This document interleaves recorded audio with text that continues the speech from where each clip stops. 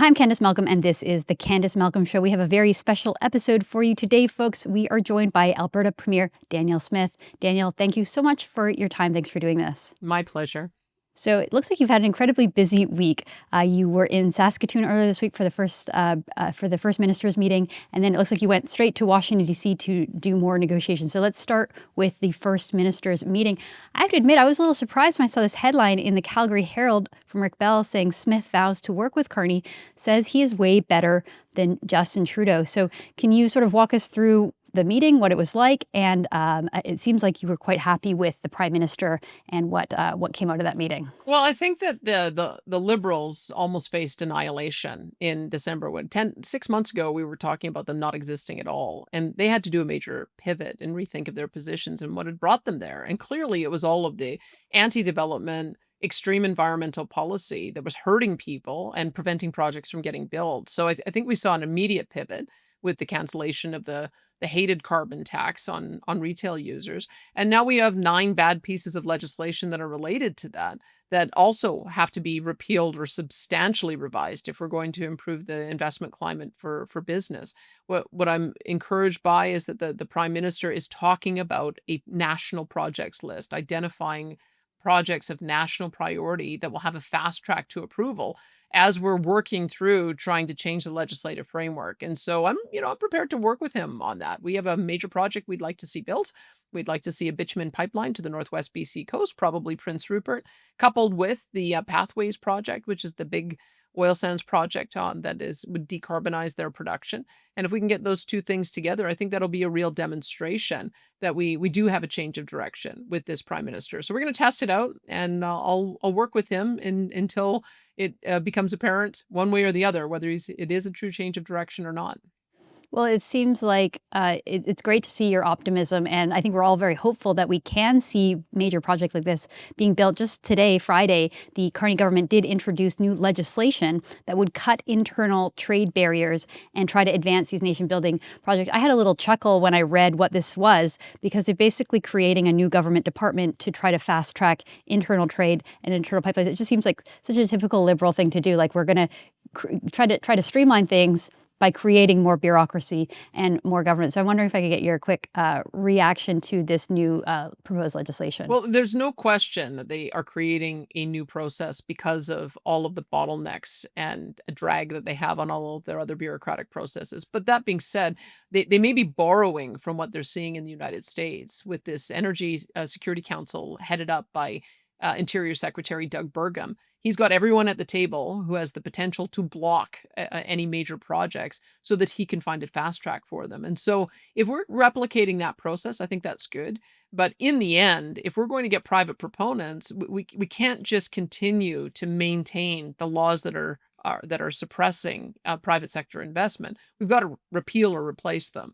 And so if it means that we can get projects identified that will get exemptions so that they can go forward, and through that process we learn what we need to change in the others, then it may end up working out. I'm just encouraged by the fact that we're now talking about mining again in all of the provinces, gold mines in Manitoba, the Golden Triangle in British Columbia, more potash and uranium in Saskatchewan, and yes, bitumen out of Alberta. The fact that we're talking this way and talking about how all of us can work together to get our projects built and get our product to new markets, I think it's an absolute sea change in the conversation. And I think if the federal government is able to support us in those efforts, I think it's going to be good for all of Canada.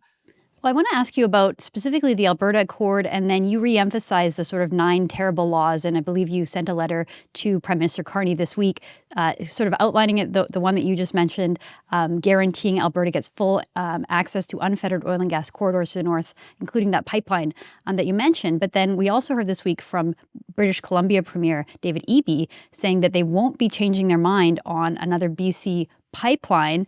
And of course, we've heard Mark Carney in the past saying that they will not impose a project on a province, that they need to build the consensus. So do you feel like we're heading in the right direction? Do you think that a pipeline can be built under these circumstances? Well, we did end up seeing 2 pipelines built under similar circumstances. The Coastal GasLink pipeline did get built. The Trans Mountain pipeline did get built. Both of them were more expensive than they needed to be.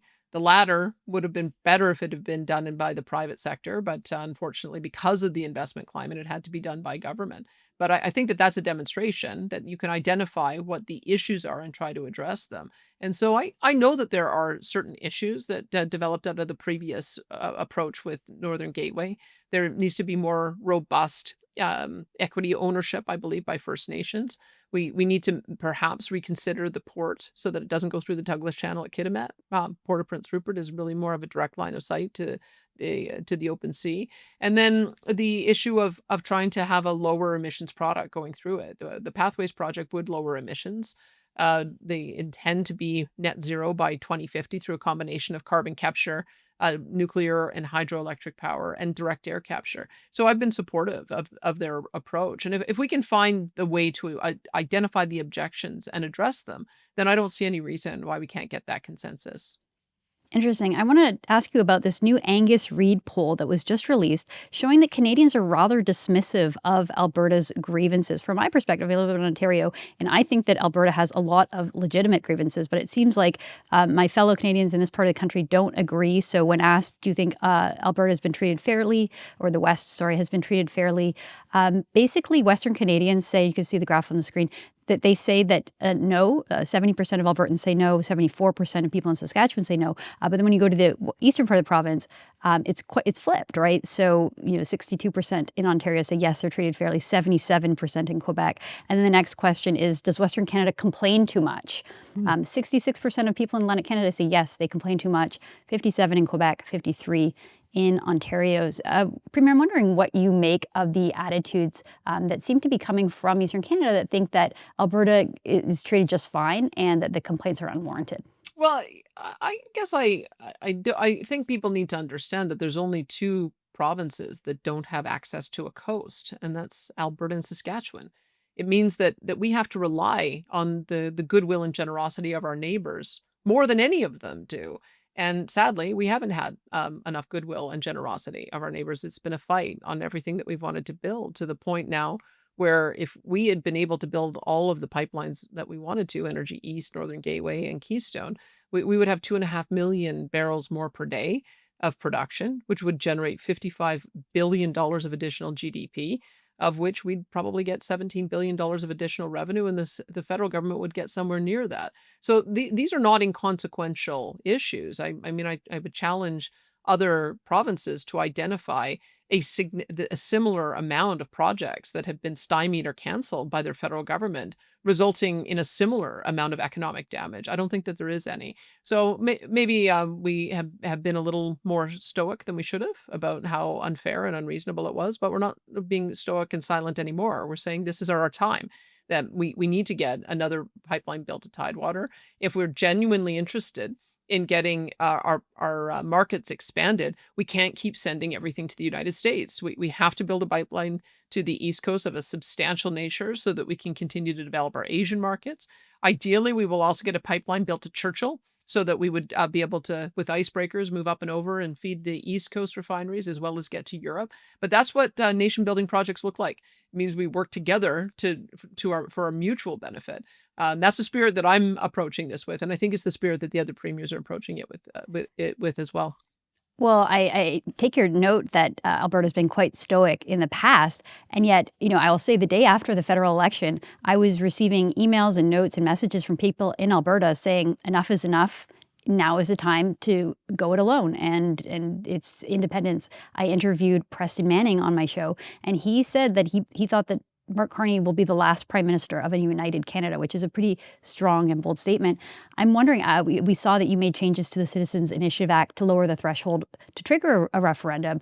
Do you think that this is a legitimate cause, and how do you see that movement playing out? There have already been two questions that have been filed on the new referenda thresholds, and both of them are related to issues of sovereignty. One saying let's stay in Canada, and the other one saying let's go it alone. So I'll watch and see which petition campaign gets the most signatures, and if either of them get enough to be able to be put to a vote. But my job is to see this very legitimate concern that Albertans have, that Canada is just not working for Alberta. We are on Team Canada, but Team Canada is not on Team Alberta. And the way that we can address that is by having these big nation building projects that benefit everyone go ahead in a way that has not been possible or easy in previous years. So I want to work with the prime minister. I want to take him at his word that he wants to be an energy superpower on both conventional and new energy. We have the ability to develop both out. I know that all of the other premiers are putting forward really interesting mining projects that might not have been considered 6 months ago, but are actively being considered now. I think we've realized what happens if you have incredible resource wealth, whether it's critical minerals or uranium or gold or bitumen, and you leave it in the ground. You end up impoverishing your people. You end up not being able to see your standard of living and quality of life go up. You end up falling behind every single country in the OECD. And the only way to change that is to change behavior. And we've got to start developing the resources the world wants, do it in an environmentally responsible way with Indigenous partners. And I think we can develop a new era of incredible prosperity for everyone. That's what I'm hopeful for. I think that's what the premiers are hopeful for. Maybe it's taking some of the people that Angus Reid polls a little longer to catch up, but I think that's where the Canadian sentiment is. Well, I do love the optimism there, Premier. I wanted to ask you about your trip to Washington, D.C. The headlines were saying that you had saw a breakthrough in your discussions with the Americans. You mentioned Doug Burgum earlier in the discussion. So can you walk us through what's happening with that? There are a number of projects that are being proposed to get more pipeline access into the United States.